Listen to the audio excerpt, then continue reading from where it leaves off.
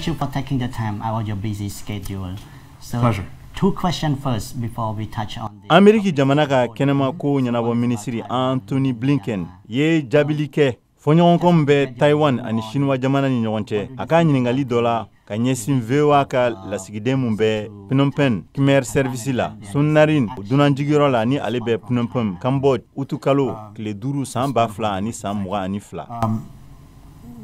Speaker Pelosi is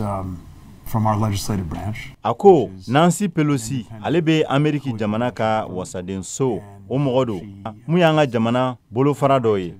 kana blalendo usagula koke a hake babulu inafo Ameriki Jamana ka wasaden mogo kana bo Taiwan ga ni betemenen ko fe Chin jamana e jabili mu kenin ko ina atemena danka wa kojugudo is so disproportionate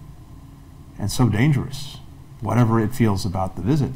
Wa kojugudo ni oyeka gelenden tan ani kelen ko ci Taiwan masuriyanla ani ka baton fene blakana Taiwan kerfelala ni gelenden duru nunu ulu tarabi Japon jamana gun kerfelala ne akilla ambikanga jamana do mangame Azi jamana uka tombambe nuka mako Asian munu bikanga wakilaw dini koyina kadaka jorna kodedo ni oyeka ayoro birisanyagami ani abena juguya ani abiseka nani kololomun fene ne akilla nafabade bala kajabili keni hakli ani ferey Ameriki Jamana atena waleyaw dala nyinini wolle foi taga nyesi anyerema an wakila bi kogoji kan masumaya de Taiwan Strait amago babo labi ni yoroina yasa jago aleka seka kei ni otigera beke kololoba de dunia jagogma ani ambe hakilai kabo covid murangaye o kololo kono donc okoso akaka jamana ube ani Ameriki Jamana ani Chine jamana ka barake ni hakliye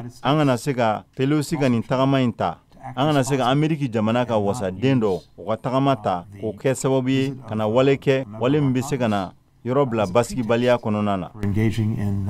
potentially dangerous and destabilizing actions.